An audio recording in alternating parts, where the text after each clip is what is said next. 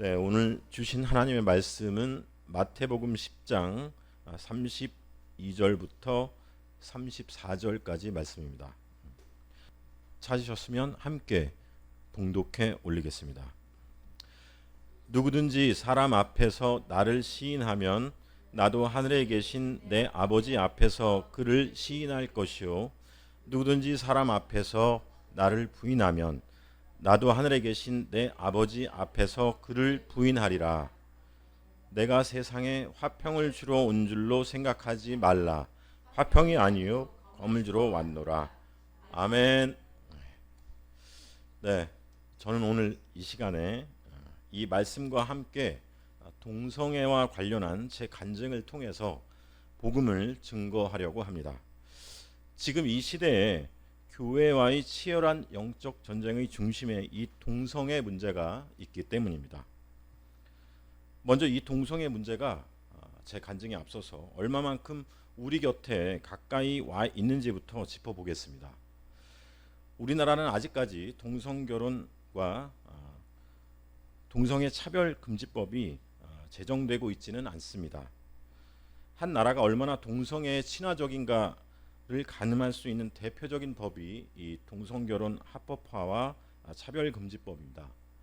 참고로 세계적으로 동성결혼을 입법한 국가는 37개국입니다. 주로 미 대륙과 유럽에 위치한 잘 사는 나라들입니다. 우리나라는 이 두 가지 법은 아직 없지만 동성애에 대한 비판을 하면 아주 무식하고 반인권적인 사람으로 취급하는 분위기가 이미 형성되어 있습니다. 인터넷에 동성애나 동성애자를 비판하는 댓글 하나 잘못 달았다가는 명예훼손이나 모욕죄로 처벌받을 수도 있습니다. 여기에 다른 법이나 지방자치단체 조례 등의 동성애와 관련한 조항들이 속속들이 늘어나고 있습니다. 대표적으로 지난해 대법원에서 동성애 상대방에게도 국민건강보험의 피부양자 자격을 주도록 한 판결이 있습니다. 국민건강보험 아시죠? 부모나 자녀, 배우자가 아니면 직장에 다니는 직장 가입자의 피부양자가 될 수 없는데도 함께 사는 동성애 상대방에게 이 피부양자 자격을 주도록 한 것입니다. 함께 사는 동성애 상대방에게 이 자격을 준 것인데요. 동성애 동거인에게 이성 간의 사실혼과 같은 지위를 부여한 것입니다. 사실상 동성결혼을 합법화하려는 수순에 들어갔다고 보시면 될 것 같습니다. 지난 윤석열 대통령이 임명한 조희대 대법원장의 대법원에서 이 같은 판결이 나왔다는 게 아직도 납득이 되지 않습니다. 그만큼 동성애를 사회적으로 용인하라는 분위기가 우리나라에서도 강합니다. 앞으로 이 국민건강보험뿐만 아니라 동성애를 둘러싸고 국민연금이나 재산 상속과 관련한 다툼으로 확대될 전망입니다. 동성결혼이나 차별금지법 제정이 쉽지 않자 이러한 사회복지 제도나 다른 법으로 우회해서 동성애자들의 권리를 옹호하고 동성애의 우호적인 분위기를 만들어가고 있습니다. 뿐만 아니라 최근에는 성평등이란 말에 얽혀서 큰 혼란이 또 일고 있습니다.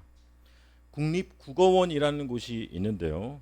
어떤 말을 국어사전에 등재할지 말지 혹은 어떤 말이 표준말인지를 결정하는 아주 중요한 곳입니다. 문화체육관광부 소속 국가기관인데 올해 들어 성평등이란 말을 표준국어 대사전에 소리소문 없이 올렸습니다. 언론에 잘 보도되지도 않았습니다. 성평등이란 말이 있기 전에는 남녀평등, 양성평등이란 말이 주로 쓰였습니다. 하나님이 창조하신 대로 성별에는 남자와 여자밖에 없기 때문입니다. 우리나라 헌법에도 혼인은 양성의 평등을 기초로 라고 하고 있으며 법률도 양성평등기본법이라고 해서 성별은 남자와 여자뿐이라는 게 지극히 당연한 상식이라고 규정하고 있습니다.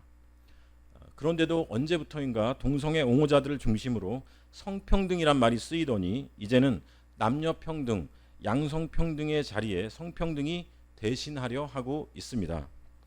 법에도 없는 성평등이란 말이 지금처럼 많이 확산이 된 건 지난 박원순 서울시장 때부터입니다. 서울 학생인권 조례를 시작으로 서울시의 양성평등 정책을 대부분 성평등으로 바꿨습니다.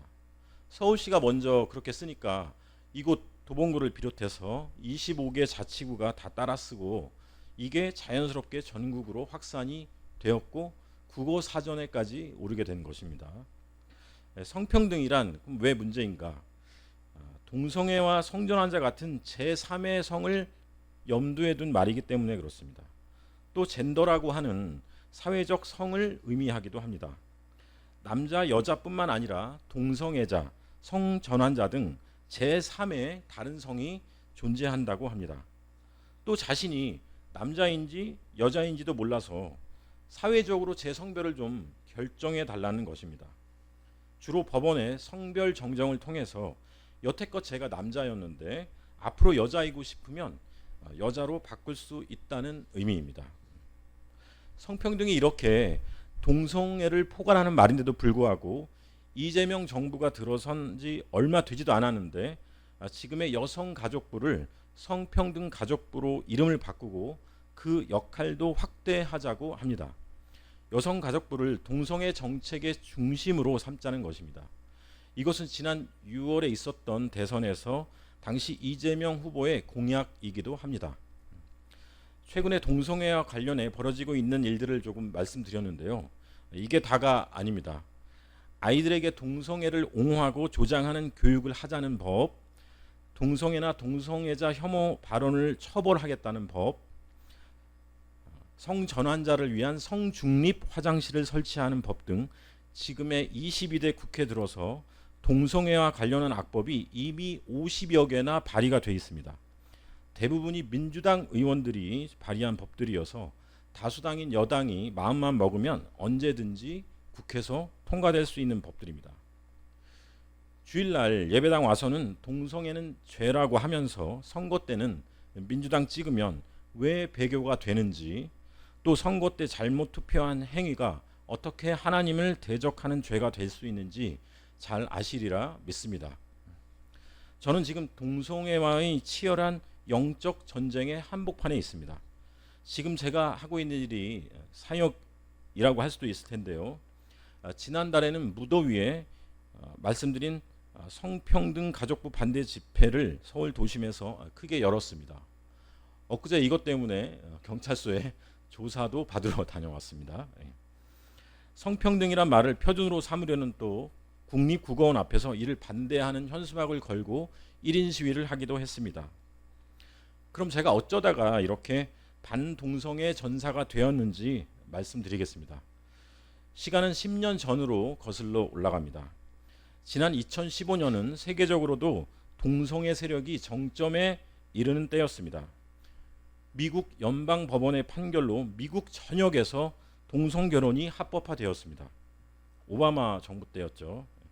우리나라에서도 서울에서 처음으로 동성애 퀴어 축제가 열린 해입니다. 우리나라의 심장인 서울에서, 그것도 젊음의 거리인 신촌에서 동성애자들의 축제가 열린 것입니다. 그때 저는 창대교회에 출석하고 있으면서 우리나라 좌파 정당인 정의당에 몸담고 있었습니다. 정의당 중앙당의 당직자로서 보건의료 정책 담당 간사였는데요. 복지단체 일도 하면서 정의당 일을 같이 하고 있었습니다. 전국을 누비면서 국민건강보험과 관련한 정의당의 정책을 홍보하면서 당내에서도 주목을 받고 있을 때였습니다. 그러던 어느 날 이 신촌에서 열릴 동성애자 축제를 앞두고 다른 당직자로부터 한 가지 부탁을 받았습니다. 당시 정의당이 정책 홍보를 위해서 5톤 정도 되는 커다란 홍보 차량을 보유하고 있었는데요. 그 차량을 퀴어 축제에 빌려주기로 했다는 소식이었습니다. 그런데 원래 그 차량을 운전하시던 당직자가 주말에 다른 일이 생겨서 저보고 급히 운전을 좀 해달라는 부탁이었습니다. 퀴어 축제 당일 동성애를 홍보하는 행진용 차량을 운전하게 될 처지에 놓이게 된 것입니다. 일종 보통 이상 면허가 있어야 하는 데다 차가 커서 운전을 할 수 있는 당직자가 많지 않았기 때문에 그 부탁을 거절할 수가 없었습니다. 축제를 며칠 앞두고 심한 내적 갈등을 겪게 되었습니다.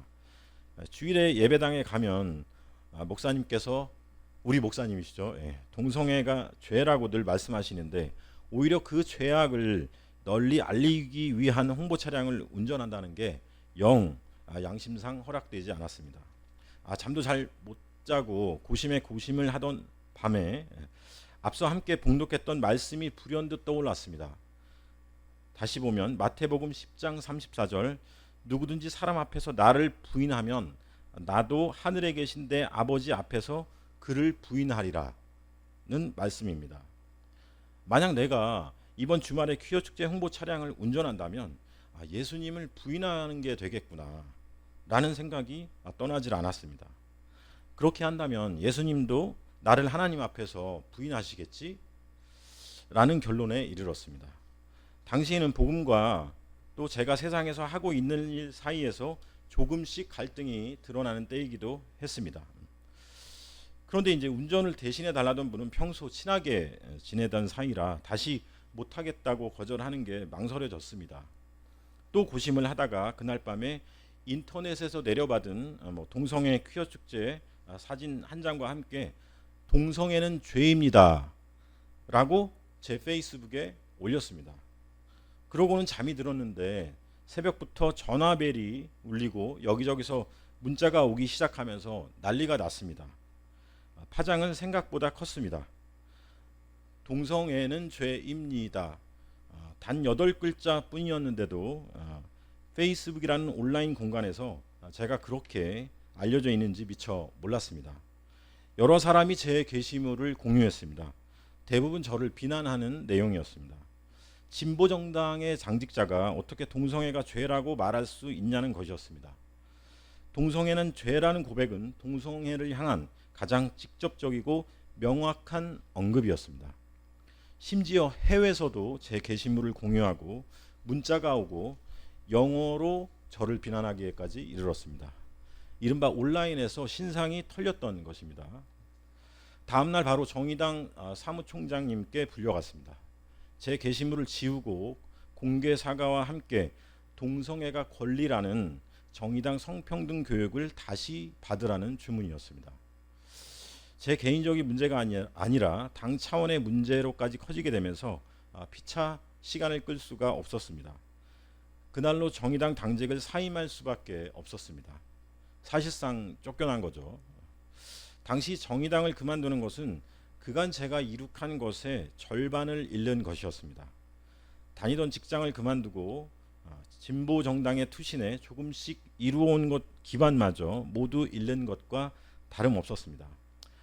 하지만 주님은 복음과 죄악, 진리와 거짓 사이에서 적당히 타협하길 원치 않으셨던 것 같습니다. 이때 저는 비로소 세상 속에서 부르심을 받았고 구원을 얻었습니다. 기독교 학교를 졸업하고 예배당을 들락날락했지만 이전까지는 복음이 제 삶과는 괴리된 감상적 이야기로만 들렸습니다. 하지만 이때부터는 복음이 제 삶에 절실해졌습니다. 정의당 당직을 그만둔 후로도 주변 사람들의 회유와 압박은 한동안 지속되었습니다. 저는 반대로 진리에 갈급해하면서 말씀에 더 집중하게 되었습니다. 이 일이 있은 후에 비로소 성경을 온전히 한번 제대로 읽었고 주일에도 목사님 설교가 조금씩 이해되기 시작했습니다. 고난이 축복이란 말도 이해가 되었습니다. 그때 평생 먹을 욕과 비난을 이미 다 얻어먹은 것 같았습니다. 그런데 이것으로 시련이 다 끝나지는 않았습니다. 정의당 일을 그만두었지만 겸하고 있던 복지단체 일은 몇 해 더 이어졌습니다. 버려야 할 것이 아직 더 남았던 셈이죠. 그런데 이것도 자연스럽게 정리가 되었습니다. 몇 해가 지나서 중국에서 시작된 우한 폐렴이라는 전염병이 전 세계적으로 유행했습니다. 다들 코로나로 알고 계시죠? 이때 온라인 예배냐 대면 예배냐를 두고 교회 안에서도 큰 갈등을 겪었습니다. 다행히 우리 교회는 성도 수가 많지 않고 목사님께서 성경적으로 중심을 잘 잡아주셔서 핍박이 있었지만 예배를 잘 드릴 수 있었습니다. 그렇죠? 예. 교회 밖에서의 삶도 그런데 녹록지는 않았습니다. 당시 문재인 정부의 정치 방역이 심해져서 국민들도 큰 불편을 겪었습니다. 백신도 부작용이 심하다고 해서 저는 맞지 않았습니다. 사람들이 모이는 것 자체를 금하거나 또 꺼려 했습니다. 코로나 유행 2년차 때였을 겁니다. 제가 일주일에 한 번씩 홍익대 근처에 복지단체 사무실로 출근하고 있었는데요. 어느 날 대표님이 뜬금없이 주일날 교회 계속 나가냐고 물어보시더라고요. 저는 그렇다고 대답했더니 그럼 사무실에 가급적 제가 나오지 않는 게 더 좋지 않겠냐고 했습니다. 감염의 우려가 있으니까요. 그때 사무실에 다른 단체 직원들도 같이 쓰고 있었는데 제가 주일마다 교회에 나가니까 코로나 감염 우려가 있다고 해서 사무실에 나오지 않았으면 하는 눈치였습니다. 이래저래 세상 속에서 그리스도인으로 산다는 게 쉽지가 않았습니다. 그날 이후에도 계속 사무실에 나가기는 했지만 영 마음이 편치가 않았습니다. 때마침 제가 속한 단체에서 또 동성애 차별금지법을 지지하는 칼럼을 내자는 이야기가 나왔습니다. 저는 혼자 반대했지만 운영위원회 결의로 결국 칼럼이 나갔습니다. 그리고 나서 자의반 타의반으로 복지단체마저 저는 그만두게 되었습니다. 정의당에 이어 여기까지 그만두니까 생업으로 할 만한 게 없었습니다. 그 몇 해를 여기저기 영상 만드는 프리랜서로 지내다가 지금의 동성애 반대 운동단체에 몸담게 되었습니다. 그러는 와중에 예배를 사모했던 강 권사님을 만나 결혼도 하고 반동성애 사역을 하면서 행복하게 지내고 있습니다. 만약 그때 코로나라는 전염병이 유행하지 않았다면 아마도 강은주 권사님을 만나지 못했을 것입니다. 코로나 커플인 셈이죠. 제 의지로 청춘을 바쳐 이룩한 모든 것을 잃었지만 저는 복음으로 강은주 권사님과 우리 창대교회를 얻었습니다. 돌이켜보면 제 의지와는 정반대 방향으로 이끄신 하나님의 은혜가 놀랍고 감사합니다.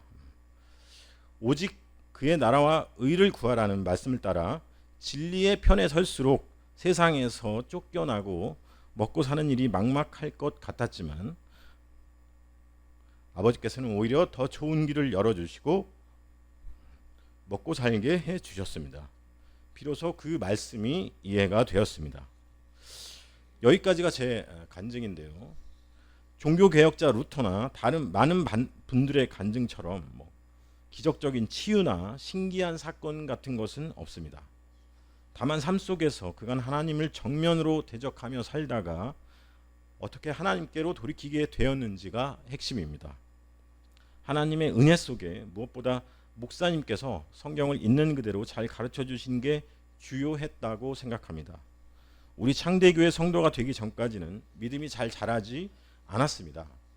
어렸을 때 동네 교회에서 여는 여름 성경 학교에 가면 먹을 것 준다고 해서 몇 번 가보다가 좀 자라서는 가톨릭 재단의 고등학교에 들어가 성당에 다녔습니다. 성가대 활동도 해보았지만 막연한 종교 생활이었던 것 같습니다.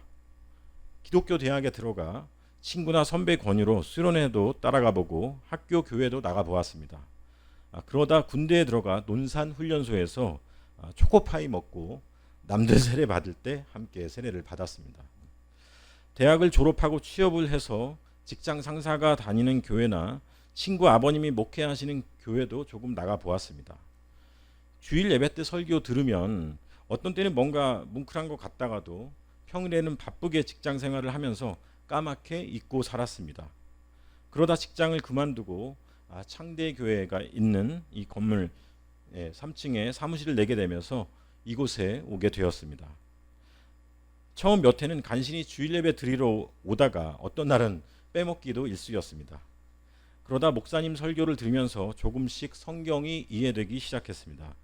특히 오후 예배 때 마태복음 강해를 듣고 나서 바울이 깨달았다는 부부와 교회, 하나님의 나라가 실현되는 비밀, 그 원리를 이해할 수가 있었습니다. 제가 운전할 때는 늘 극동방송 라디오를 듣고 유튜브에서 다른 목사님들 설교를 많이 듣지만 우리 목사님처럼 구원과 교회, 하나님의 나라, 곧 천국이죠. 이 개념을 명확히 그리고 올바르게 설명해 주시는 분을 만나 뵙지 못했습니다. 우리가 비록 작지만 자부심을 가져도 좋겠습니다. 예.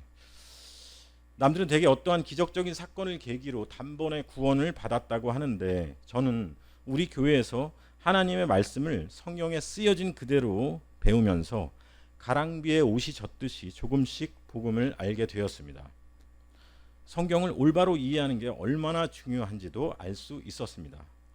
하나님의 말씀이 성경을 제대로 이해하지 못하면 교회는 그냥 자기 만족을 위해 다니는 곳에 불과하게 되고 인생을 허비하게 됩니다. 아무쪼록 우리 교회에서 목사님 설교를 듣고 성경을 잘 이해할 수 있게 되길 바랍니다. 저는 그럴 수 있었다고 감히 말씀드릴 수 있습니다.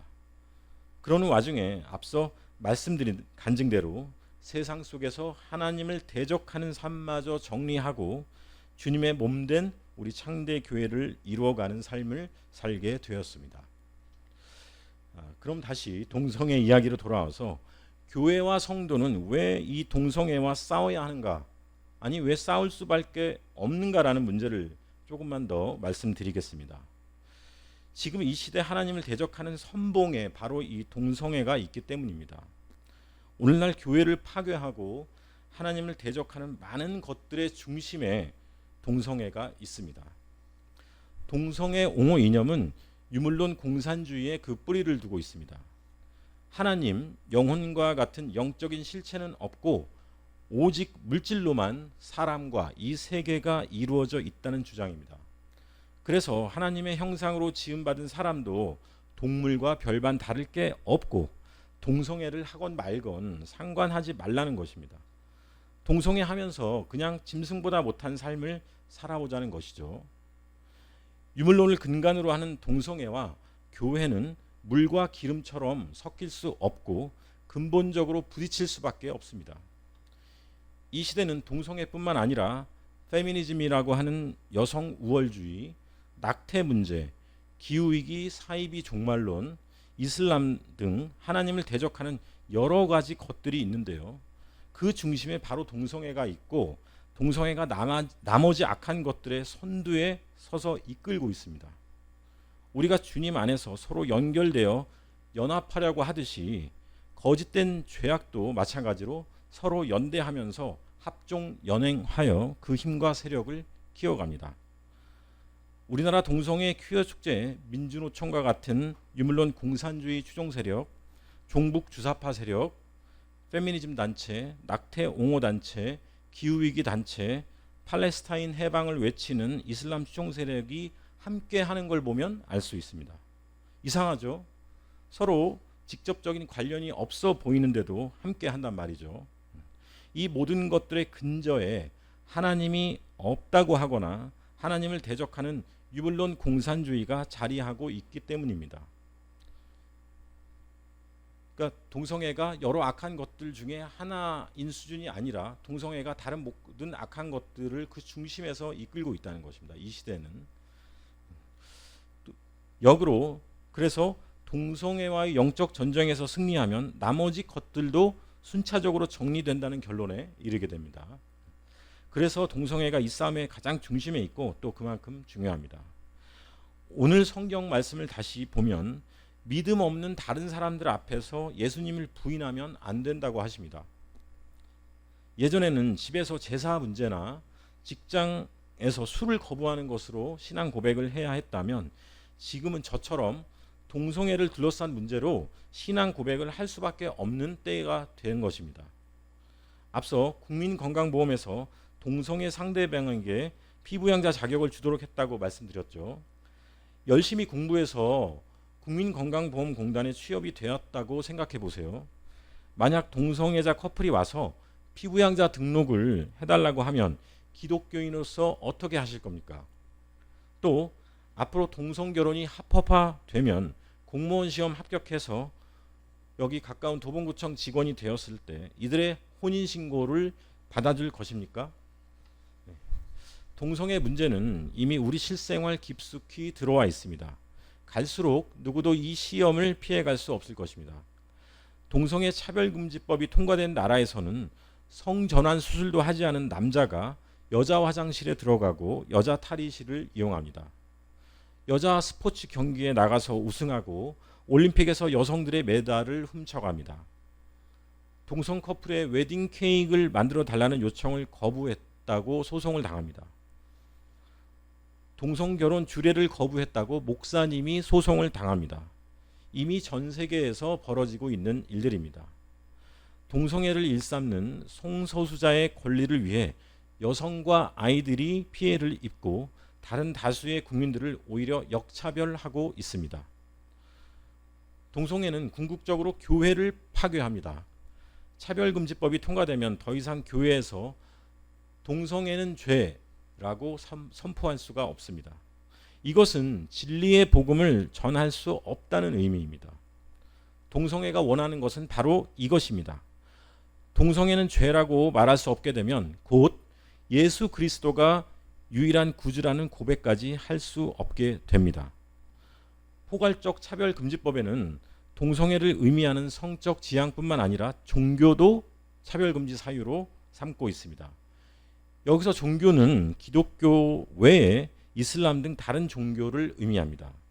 따라서 우리의 유일한 구원자는 예수 그리스도뿐입니다 라는 말은 다른 종교를 차별하는 말이 됩니다. 앞서 우리가 함께 고백했던 사도신경이나 주기도문은 모두 차별금지법에 위반이 되는 것입니다. 차별금지법을 만들자는 집회에 동성애 옹호자들과 이슬람 추종 세력이 함께하는 이유입니다. 일찌감치 차별금지법을 제정한 영국에서는 이른바 거리 전도를 하면 경찰이 저지하기도 합니다. 노방전도도 어려워지는 거죠. 궁극적으로 복음을 선포할 자유, 표현의 자유와 종교의 자유를 빼앗는 게 바로 이 동성애입니다. 이것이 동성애 전체주의 독재라는 것입니다. 동성애를 비판하거나 어떠한 말이나 행위도 용납되지 않습니다. 21세기의 유물론 공산주의는 이 동성애 차별금지법을 고안해냈습니다. 지난 20세기에는 러시아나 중국에서처럼 노동자들의 무력 계급 투쟁으로 공산주의 혁명을 했었는데 이게 어렵게 되자 이 동성애를 들고 나온 것입니다. 교회는 유물론과 양립할 수 없습니다. 따라서 이 동성애와도 함께 할 수 없는 것입니다. 유독 교회가 극성스럽게 나서서 동성애를 반대하는 이유이기도 합니다. 교회는 진리이고 동성애는 거짓이자 죄악이기 때문입니다. 지금 이 세계는 동성애 혁명으로 몸살을 앓고 있습니다. 북미 대륙과 유럽에서 교회가 세운 나라들이 동성애를 비롯해 동성애와 손잡은 이슬람으로 무너지고 있습니다. 예배당은 유물이 되거나 카페나 술집 등으로 바뀌고 있습니다. 미국 장로교는 오히려 동성애를 시인해야 목사가 될 수 있습니다. 세상이 동성애로 뒤집힌 것입니다. 어찌 보면 우리나라가 세계적인 동성애 이 성혁명으로부터 복음의 진리와 교회를 지키는 마지막 보루일지도 모르겠습니다. 그나마 최근 들어 다행인 것은 얼마 전 영국 대법원이 여자로 태어나야 여자라는 지극히 당연한 판결을 한 것입니다. 동성애 차별금지법인 영국의 평등법 시행 20여 년 만에 국민들이 가진 고난을 겪으면서 깨달은 교훈입니다. 미국에서는 트럼프 대통령이 미국에서만큼은 성별은 남자와 여자뿐이라고 선언하기도 했습니다. 하나님은 세상을 창조하시고 사람을 남자와 여자로 지으셨습니다. 남자와 여자가 연합하여 부가 되는 원리를 통해 그리스도와 그리스도의 신부인 우리가 연합하여 교회가 되는 비밀을 깨닫게 하셨습니다.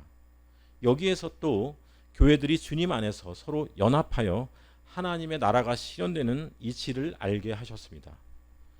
하나님은 남자와 여자밖에 없는 이 성을 통해서 세상을 창조하시고 또 성을 통해 이 세상을 창조하신 목적을 이루어 가십니다.